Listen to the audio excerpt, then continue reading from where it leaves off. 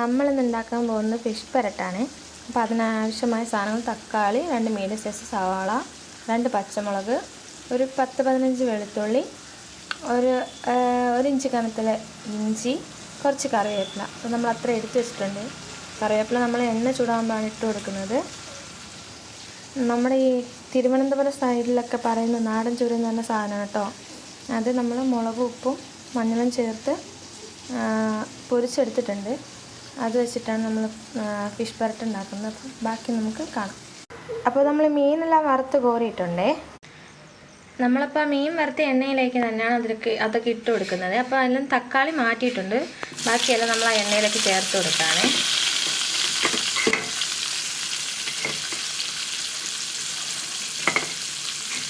ഇതിനാവശ്യമായ ഉപ്പ് കൂടെ ചേർത്ത് കൊടുത്ത് നന്നായിട്ട് വഴറ്റുക. നമുക്ക് അതിനാവശ്യമായ ഉപ്പ് ചേർത്ത് നമ്മളത് വഴറ്റി കൊടുക്കുകയാണേ.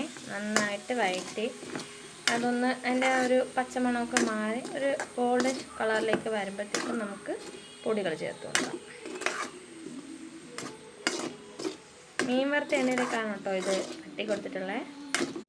ഇത് നന്നായിട്ട് മൊരിഞ്ഞ് വന്നിട്ടുണ്ട്. അപ്പോൾ നമുക്കതിലേക്ക് 1 സ്പൂൺ മല്ലിപ്പൊടി, കുറച്ച് മഞ്ഞൾപ്പൊടി, 2 സ്പൂൺ മുളക് പൊടി, ഇതൊക്കെ വറുത്തതാണ്. മഞ്ഞൾ പോയിട്ട് മുളക് മല്ലിയും വറുത്തതാണ്. നമ്മളതിൽ ചേർത്ത് കൊടുക്കാം. നമ്മൾ ചെറിയ തീയിൽ ഇത് ചെയ്യാം കേട്ടോ. കരിഞ്ഞു പോയി അതിൻ്റെ ടേസ്റ്റ് മാറിപ്പോവും. നമുക്കിനി അതിലേക്ക് തക്കാളി ചേർത്ത് കൊടുക്കാം. ഒരു നെല്ലിക്ക വലുപ്പത്തിൽ വാളംപുളി എടുത്തിട്ട് നമുക്കത് നന്നായിട്ട് പിഴിഞ്ഞെടുക്കാം. നമ്മളിപ്പോൾ പുളിവെള്ളം ഇതിലേക്ക് ചേർത്തിട്ടുണ്ട്. ഇത് നന്നായിട്ട് തിളയ്ക്കാൻ വേണം.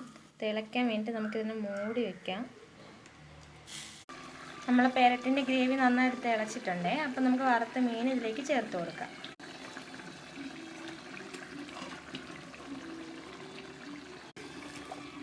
ഇത്രയും മൂത്തില്ലേലും കുഴപ്പമില്ല മീൻ. നമ്മുടെ ഇവിടെ 3 കുഞ്ഞു വാവകളുണ്ട്. അപ്പോൾ അവരുടെ പുറകെ നടന്നപ്പോഴത്തേക്ക് മീൻ ഇത്തിരി മൂത്ത് പോയി. ഇത് നമുക്കൊരു 5 സെക്കൻഡ് മൂടി വെച്ചിരിക്കാം. സോറി കേട്ടോ, 5 മിനിറ്റാണ്. 5 സെക്കൻഡ് എന്ന് ഞാൻ പറഞ്ഞത്. 5 മിനിറ്റ് നമുക്കിത് മൂടി വയ്ക്കാം. അപ്പോഴത്തേക്ക് ആ മീനിനുള്ളിലേക്ക് ഗ്രേവി എല്ലാം ഇറങ്ങും. അതിനുശേഷം നമുക്ക് ഉപ്പൊക്കെ നോക്കാം. അപ്പോൾ നമ്മുടെ ഫിഷ് പെരട്ട് റെഡി ആയിട്ടുണ്ട്. എല്ലാവരും ഒന്ന് ട്രൈ ചെയ്ത് നോക്കണം. എന്നിട്ട് ഫീഡ്ബാക്ക് പറയണേ. Okay, thank you.